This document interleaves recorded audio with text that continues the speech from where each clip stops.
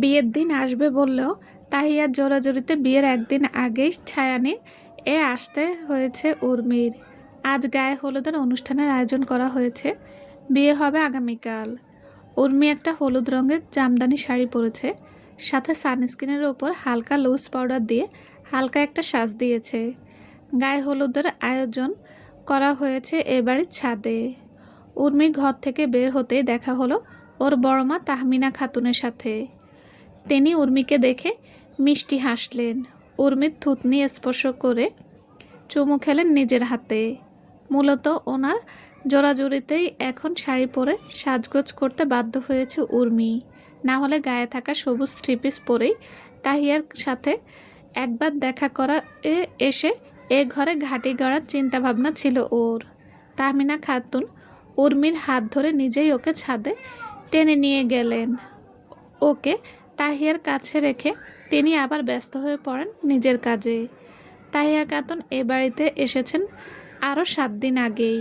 নিজে নিঃসন্তান হওয়ায় ভাই আর দেবরের সন্তানদেরকে নিজের সন্তানের মতোই মানুষ করেছেন তিনি। উর্মির সাথে ঘটা এই অঘটনটা নিয়ে ও দুঃখ আর দুশ্চিন্তার অন্ত নেই ওনার। তাহিয়াকে একটু হলুদ ছুঁয়ে উর্মি ছাদের এক কোণায় চেয়ার টেনে বসলো।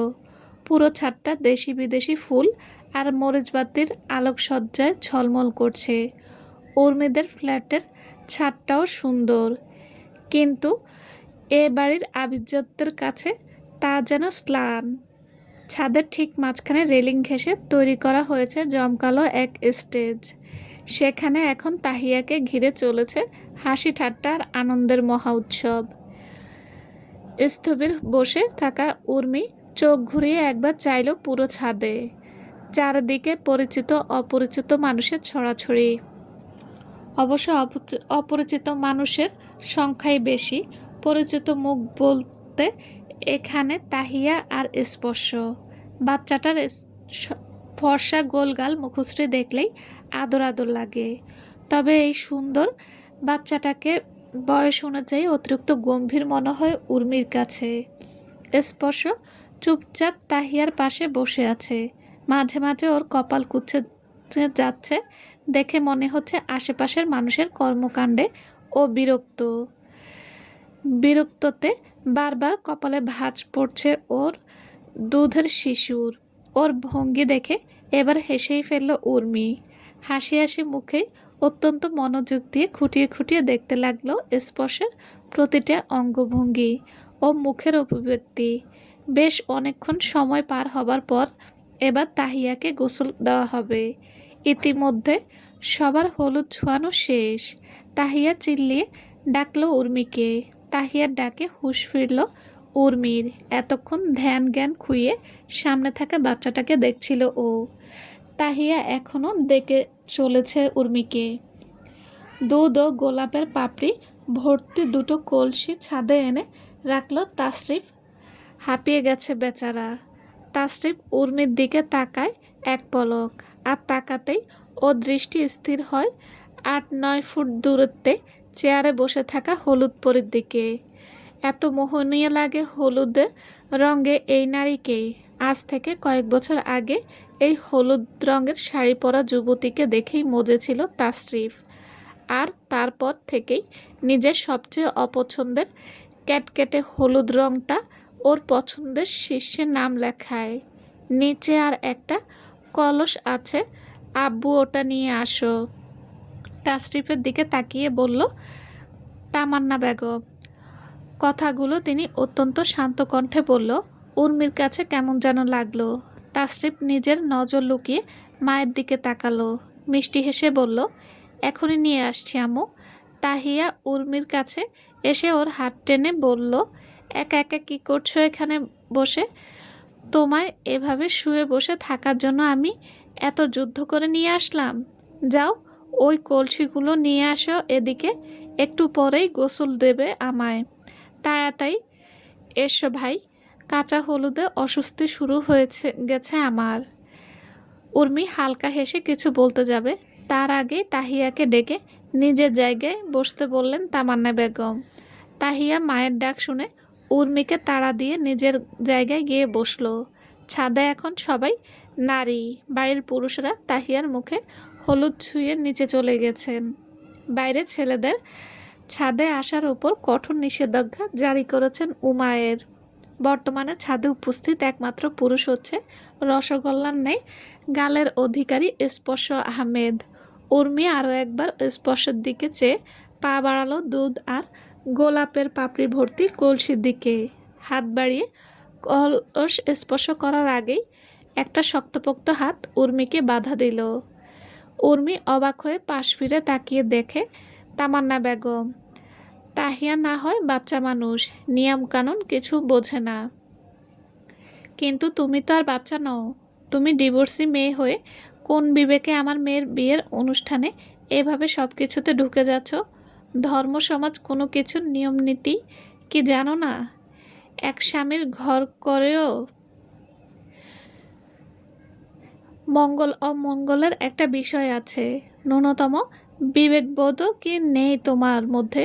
দাঁত চেপে হিসিয়ে উঠলেন তামান্না বেগম। উর্মি ক্ষণকালের জন্য থমকে দাঁড়ালো।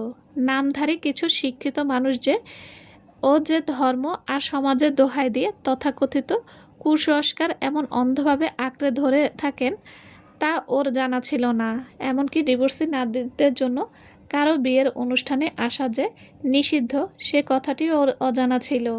উর্মি এক পলক তাহিয়ার দিকে তাকালো, সেই সাথে দেখল তানিয়া খাতুন কি পরম আহ্লাদে তাহিয়ার মুখে হলুদ ছুঁয়ে দিচ্ছেন। তানিয়া হচ্ছেন তামান্না বেগমের ছোট বোন, যিনি আজ থেকে প্রায় 1 যুগ আগে বিধবা হয়েছেন। তাহিয়া আর তানিয়া বেগমের আহ্লাদের দৃশ্যটা দেখে মনে মনে হাসল উর্মি। তারপর ধিমি স্বরে বলল, I am sorry aunty. Tahiya এতবার জোরাজুরি না করলে আমি আসতাম না। তামান্না বেগম উর্মির হাত ছাড়া দিয়ে ছেড়ে দিলেন। তিনি পুনরায় কিছু বলার জন্য মুখ খুললেন, তবে তার আগে উর্মি ওনাকে থামিয়ে দিয়ে বলল, আমার তবুও এখানে আসা উচিত হয়নি আন্টি। আমার ভুলের জন্য আমি ক্ষমা প্রার্থী। নিজের কথা শেষ করেই সিঁড়ির দিকে পা বাড়ালো উর্মি। না সে তামান্না বেগমের দিকে একবারও তাকালো, আর না ওনাকে নতুন করে কিছু বলার সুযোগ দিল। বুকের মাঝে চিনচিনে ব্যথা হচ্ছে উর্মির। চোখের কোণে জলের আনাগোনা শুরু হয়েছে। বুদ্ধিমানেরা হয়তো এজন্যই উর্মিকে পাগল বলে আখ্যায়িত করবেন। কেউ বা আবার উর্মির ওপর বেজায় বিরক্ত হবেন এ যুগে শিক্ষিত মেয়ে হয়েও এসব কুসংস্কারের বিরুদ্ধে প্রতিবাদ না করে চোখের জল নাকের জল এক করার জন্য। কিন্তু উর্মির মনে হয় না ও কোনো ভুল করেছে। তামান্না বেগম শিক্ষিত ও স্বাবলম্বী নারী। তিনি খুব ভালো করে জানেন কোনটা ধর্মীয় ও সামাজিক রীতিনীতি আর কোনটা স্রেফ নিজের মন গড়া কুসংস্কার। তবুও নিঃস্বার্থে সেই কুসংস্কারের জালে আটকে তিনি যদি উর্মির নিজের মেয়ের বিয়ের অনুষ্ঠান থেকে দূরে রাখতে চান, তবে উর্মিকে চিৎকার বা প্রতিবাদ করে ওনার মনোভাব বদলাতে পারবে? কেউ না বুঝলেও তাকে বোঝানো যায়, কিন্তু কেউ যদি সব বুঝেও নিজের স্বার্থে না বোঝার ভান ধরে, তবে তাকে বোঝানো কি আদৌ সম্ভব? তামান্না বেগমের বিধবা বোন তানিয়া খাতুনের উপস্থিতি কিন্তু তাহিয়ার অমঙ্গলের কারণ হচ্ছে না, বরং তামান্না বেগমের চোখে কেবল ডিভোর্সি উর্মির উপস্থিতি যত অমঙ্গলের কারণ। এখন কষ্টের চেয়ে হাসি বেশি পাচ্ছে উর্মির। এই পৃথিবীতে তামান্না বেগমের মতো এমন অসংখ্য তথাকথিত শিক্ষিত নারী আছে, যারা নিজের স্বার্থসিদ্ধির জন্য এখনো 500 বছর আগের মানদাতা আমলের চিন্তাভাবনা লালন পালন করেন। সেই চিন্তাধারাও আবার ব্যক্তিভেদে এক একজনের জন্য এক এক রকম হয়। উর্মিকে নিচে নামতে দেখে অবাক হয় তাসরিফ। দুধ ভর্তি কলস কাঁধে নিয়ে ও সিঁড়িতে দাঁড়িয়ে পড়ল। উর্মিকে জিজ্ঞেস করতে চাইল এ অসময়ে ছাদ থেকে নেমে আসার কারণ, তবে উর্মি একবারও তাকালো না তাসরিফের দিকে, এমনকি ওকে কিছু বলার সুযোগও দিল না। মাটির দিকে তাকিয়ে হন হন করে তাসরিফকে পাশ কাটিয়ে চলে গেল। তাসরিফের উপস্থিতি টের পাওয়া মাত্র উর্মির চোয়াল শক্ত হয়ে এসেছে। তামান্না বেগমের এমন মান্ধাতা আমলের মঙ্গল অমঙ্গলের দোহাই দেওয়ার কারণ বুঝতেও ওর বিন্দুমাত্র অসুবিধা হয়নি। একটা দীর্ঘশ্বাস ঠিকরে বেরিয়ে আসে উর্মির। নিজেকে এখন চরম বিরক্ত লাগছে। ওর আরও বড় মায়ের জন্য বরাদ্দকৃত ঘরে গিয়ে সবার আগে দরজার কপাট বন্ধ করে সেই বদ্ধ দরজার পিঠ ঠেকিয়ে মেঝেতে বসে পড়ল ও। অক্ষিযুগল অশ্রু জমে রক্তবর্ণ ধারণ করেছে, তবুও এক ফোঁটা জল গাল বেয়ে গড়িয়ে পড়ছে না। উর্মি শূন্য দৃষ্টিতে তাকিয়ে রইল খোলা জানালা দিয়ে দৃশ্যমান আকাশের দিকে।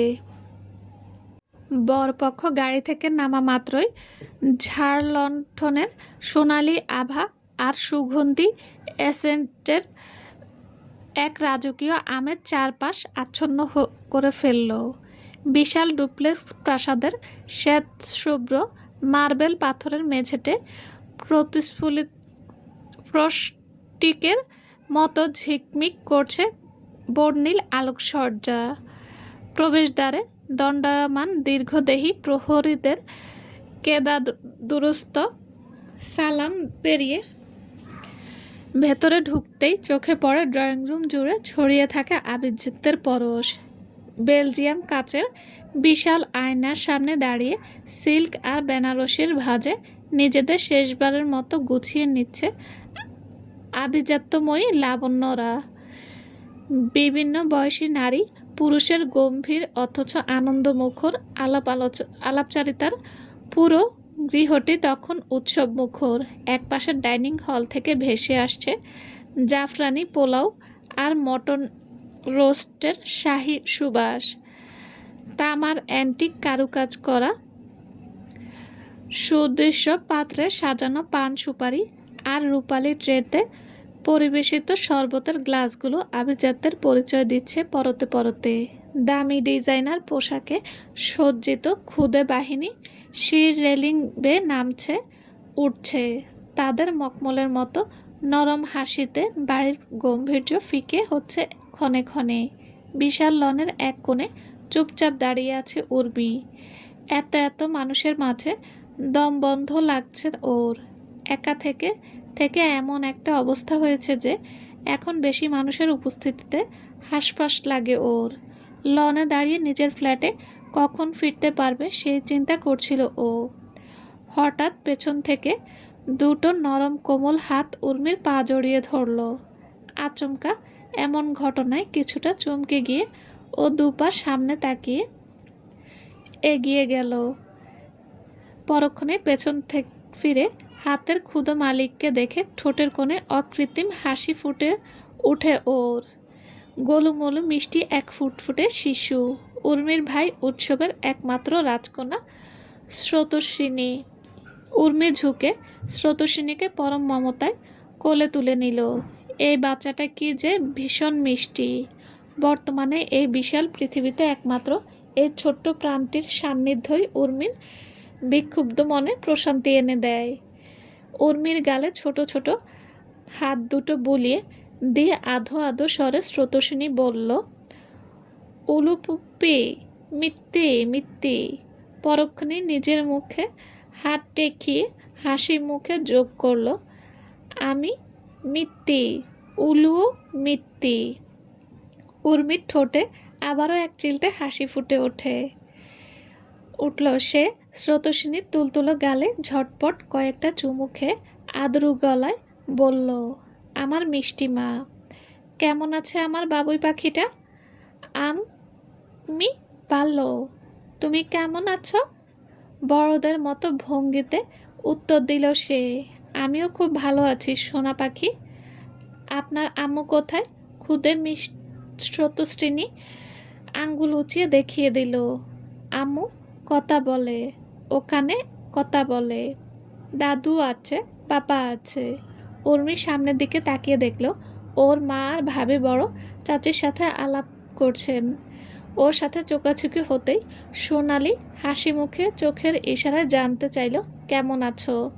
উর্মি স্রোতস্বিনীকে পরম আদরে নিজের সাথে শক্ত করে চেপে ধরে ওদের দিকে এগিয়ে যায়। অনেক দিন পর পরিবারের সবার সাথে প্রাণ খুলে কথা বলল সে। ডিভোর্সের পর তো একবারও বাবার বাড়ি যায়নি, সেজন্য দেখাও হয়নি কারো সাথে। অবশ্য বাবা মা এসেছিল একবার উর্মির নতুন ফ্ল্যাটে। বিয়ে পড়াতে পড়াতে প্রায় দুপুর 2টা বেজে গেল। আগের দিনের ঘটনার পর তাহিয়ার শত জোরাজুরির পরেও উর্মি আর ওর কাছে যায়নি। কালকে সেই অপ্রীতিকর মুহূর্তের পর থেকে আজ সকাল পর্যন্ত সে ঘর থেকেই বের হয়নি। হয়তো এখনও বের হতো না, কিন্তু বড় মায়ের জোরাজুরিতে শেষমেশ বাধ্য হয়ে ঘর ছেড়েছে ও। আর কিছুক্ষণ পরেই তাহিয়ার বিদায়বেলা। উর্মি ওর ভাবি সোনালীকে সাথে নিয়ে একবার দেখা করে এলো নববধূর সঙ্গে। এরপর নিজের পরিবারের সাথে সবার সাথে দুপুরের খাওয়া শেষ করলো সে।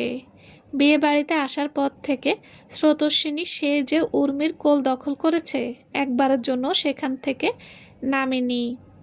এমনকি খাওয়ার সময় সে কোল আঁকড়ে বসেছিল। ওকে নামিয়ে পাশের চেয়ারে বসাতে গেলেই কান্না জুড়ে দিচ্ছিল। নিজের কলিজার টুকরোর কান্না দেখে উর্মি ওকে কোলে বসিয়েই কোনো মতে নিজের খাওয়া শেষ করেছে। তাহিয়ার বিদায় শেষ। আর কিছুক্ষণ পরেই এ বাড়ি থেকে নিজের ফ্ল্যাটের উদ্দেশ্যে বের হবে উর্মি। নিজের ফ্ল্যাটে ফিরতে পারলে হাঁপ ছেড়ে বাঁচে। এ বাড়িতে একদিনেই বিরক্ত হয়ে গেছে ও। ওর মা আর ভাবি হয়তো বড় মায়ের সাথে কথা বলছেন।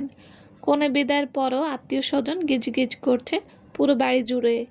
নিচে এত মানুষের ভিড় দেখে দোতলার খোলা বারান্দার এক পাশে স্রোতস্বিনীকে কোলে নিয়ে দাঁড়ালো উর্মি। সেখানে অনেক বাচ্চা মিলে হই হুল্লোড় খেলাধুলা করছে। এতগুলো শিশুকে একসাথে দেখে খুশিতে হাততালি দিয়ে উঠল স্রোতস্বিনী। এতক্ষণ কোল আঁকড়ে পড়ে থাকলেও এখন সে নিচে নামার জন্য উসখুস শুরু করেছে। পিচ্চি পাখির এমন ছটফটানি দেখে হাসল উর্মি। সন্তর্পণে ওকে কোল থেকে নামিয়ে দিতেই স্রোতস্বিনী তার ছোট ছোট পায়ে অন্য বাচ্চাদের দিকে দৌড় দিল। এতক্ষণে উর্মির খেয়াল হলো ওর থেকে কিছুটা দূরে অবস্থিত এক বৃদ্ধার দিকে। উর্মি ধীর পায়ে তার দিকে এগিয়ে এলো। মহিলাটার পরনে হাতের দাঁত রঙের একটি মসলিন শাড়ি, যার পাড় জুড়ে সোনালি জরির সুতো কাজ করা। গলায় জড়িয়ে থাকা কয়েক লহরীর সাদা মুক্তোর হার, আর কানে ছোট হীরের দুল। আন্তারা খানম এই পরিবারের সবচেয়ে বয়োজ্যেষ্ঠ সদস্য। মূলত তার ইচ্ছা বজায় রাখতেই নাতনি তাহিয়ার বিয়ের রাজকীয় আয়োজন করা হয়েছে এই পৈতৃক ভিটেই। তাশরিফা এই শহরে বসবাস করলেও তাদের বর্তমান ঠিকানা আলাদা। তবে তাহিয়ার বিয়ের আনুষ্ঠানিকতা এই বাড়িতে করার কারণে গত 1 সপ্তাহ ধরে তারা সহপরিবারে এখানে অবস্থান করছে। উর্মি ধীর পায়ে এগিয়ে গিয়ে বৃদ্ধার সামনে দাঁড়ায় এবং নিচু স্বরে তাকে সালাম দেয়। আন্তারা বেগম সালামের উত্তর নিয়ে স্থির দৃষ্টিতে উর্মির দিকে তাকালেন। কয়েক মুহূর্ত নীরবতা। তারপর বোধহয় তিনি চিনতে পারলেন সামনে দণ্ডায়মান এই তরুণীকে। 10 থেকে 16 বছর বয়সে চঞ্চল কিশোরী উর্মি এই বাড়িতে এবং এই মানুষটির সান্নিধ্য এসেছে অসংখ্যবার, কিন্তু কিশোরী থেকে যৌবনে পা রাখার পর এই বাড়িতে ওর আর আশা হয়নি তেমন। শুধু এ বাড়ি নয়, বরং সমস্ত আত্মীয় স্বজনের সঙ্গে থেকেও নিজেকে পুরোপুরি বিচ্ছিন্ন করে নিয়েছিল সেই সময়। এই বাড়িতে আসা বন্ধ করার পর আন্তারা খানমের সঙ্গে উর্মির দেখা হয়েছে হাতে গোনা কয়েকবার মাত্র। তবে এই মানুষটিকে উর্মি বরাবরই ভীষণ পছন্দ করে। মানুষটার কথা, রুচি, সাজসজ্জা সব কিছু মারাত্মক পছন্দ উর্মি সেই ছোটবেলা থেকে। উর্মিকে চিনতে পারলে আন্তারা খানম মুখে এক চিলতে হাসি ফুটিয়ে জিজ্ঞেস করলেন, কেমন আছে আমার উর্মিমালা? আলহামদুলিল্লাহ, ভালো। আপনি কেমন আছেন? বিনীতভাবে জানতে চায় উর্মি। আছি আলহামদুলিল্লাহ। বুড়ো হয়েছি রে মা, এখন ইচ্ছে থাকলেও সবসময় সবার খোঁজ খবর নিতে পারি না। আর আজকাল কেই বা নিজের মূল্যবান সময় নষ্ট করে আমার মতো বৃদ্ধার খোঁজ নিতে আসে? দীর্ঘশ্বাসের সাথে শান্ত স্বরে বললেন আন্তারা খানম। উর্মি স্পষ্ট বুঝতে পারল আন্তারা খানম এই অভিমানী অভিযোগী তীর ঠিক কার দিকে। সে আলতো হেসে বলল, আমি কিন্তু কাল এসেই আগে আপনার খোঁজ করেছি। হ্যাঁ, একবার দেখা দিয়ে আর খোঁজ পাওয়া যায়নি আপনার। পুনরায় অভিমানী স্বরে বলল উর্মি।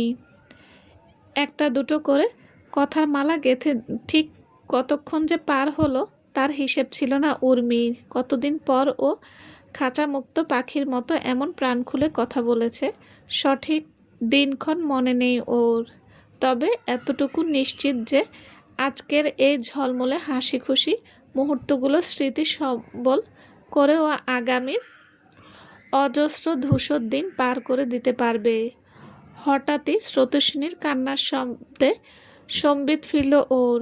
কান্নার উৎস খুঁজতে গিয়ে যখন সেদিকে দৃষ্টি স্থির হলো, মুহূর্তেই ভয়ে উর্মির বুক শুকিয়ে কাঠ হয়ে আসলো। কয়েক মুহূর্তের জন্য ওর মস্তিষ্ক আর স্নায়ুতন্ত্রে অবশতা ছাপিয়ে পুরো শরীর পরিণত হলো জড় পদার্থে। পুরোনা রায় স্রোতস্বিনীর উচ্চ কণ্ঠের কান্না সুরে উর্মির হুঁশ ফিরল। টালমাটাল পায়ে সামনের দিকে এগিয়ে যেতেই শিউরে উঠল ও। আর কয়েক সেকেন্ড এদিক ওদিক হলেই হয়তো বাচ্চাটা সিঁড়ি থেকে গড়িয়ে নিচে পড়তো। উর্মিকে দেখা মাত্রই ওর কোলে আসার জন্য কান্নার মাঝে হাত বাড়িয়ে দেয় স্রোতস্বিনী। উর্মি কাঁপতে থাকা হাতে স্রোতস্বিনীর ছোট্ট কোমল নাজুক শরীরটাকে দুটো শক্তপোক্ত কঠিন বাহুর ভেতর থেকে নিজের কাছে টেনে নিতে চাইল, কিন্তু বারংবার ব্যর্থ হয়ে উর্মি চোখ ভর্তি জল নিয়ে অবাক দৃষ্টিতে তাকালো সামনে দণ্ডায়মান মানুষটির দিকে। সেই পাথর কঠিন দৃষ্টি দেখে বেচারি আরও থতমত খেয়ে গেল। এতটা কাণ্ডজ্ঞানহীন হলে সন্তান জন্ম দেওয়ার কি প্রয়োজন ছিল? মাত্র কয়েক মুহূর্তের ব্যবধানে কি ঘটতে পারত সে বিষয়ে কোনো ধারণা আছে? দাঁতে দাঁত চেপে জলদগম্ভীর স্বরে কথাগুলো উর্মির কানে গেলেও ওর মধ্যে কোনো হেলদোল দেখা গেল না। ও আগের মতো স্থির দৃষ্টিতে স্রোতস্বিনীর দিকে তাকিয়ে রইল। বাচ্চাটা ওর দিকে হাত বাড়িয়ে বুক ফাটিয়ে কাঁদছে। আশেপাশে থাকা অন্য শিশুরা ও স্রোতস্বিনীর এই আর্তনাদ দেখে দল বেঁধে এক জায়গায় থামকে দাঁড়িয়ে আছে। স্পর্শ গুটিসুটি পায়ে এগিয়ে এসে শুধালো, বাবা, বাবুকে খুব ব্যথা পেয়েছে? ছেলের দিকে তাকাতেই সামনের ওই পাথর কঠিন মানুষটির দৃষ্টি হয়তো কিছুটা নরম হলো।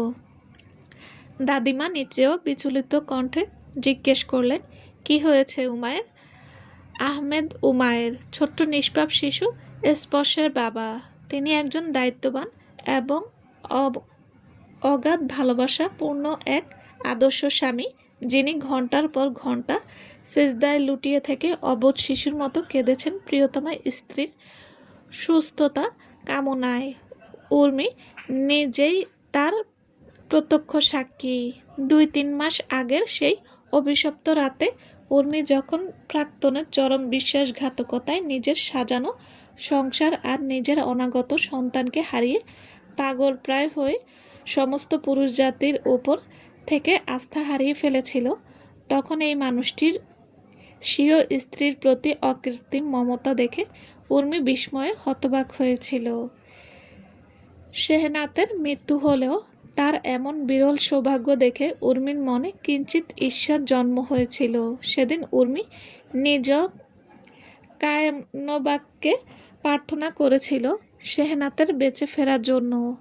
ওই ভাগ্যবতী সুখের সংসার স্বচক্ষে দেখে নিজের তপ্ত চোখ জোড়া শান্ত করতে চেয়েছিল, কিন্তু দুর্ভাগ্যবশত সেদিন স্রষ্টার তাদের কারো আরতি মঞ্জুর করেনি।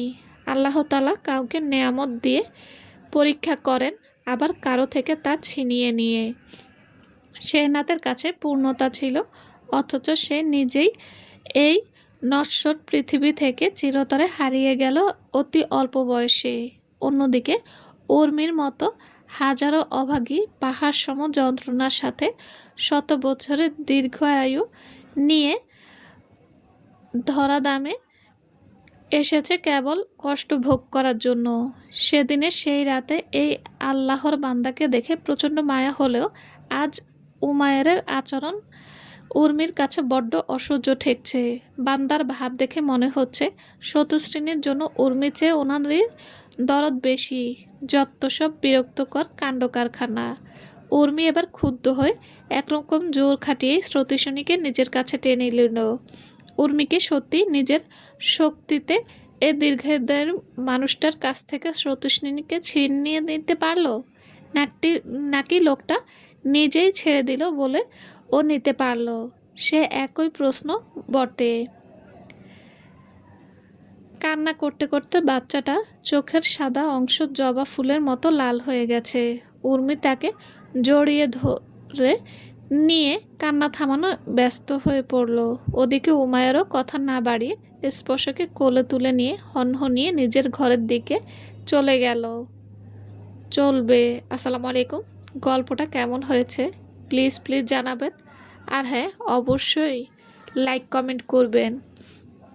আর যারা এখনও আমার চ্যানেলটি সাবস্ক্রাইব করেননি তারা প্লিজ সাবস্ক্রাইব করে দিয়ে পাশে থাকবেন। সবাই ভালো থাকবেন। আল্লাহ হাফেজ।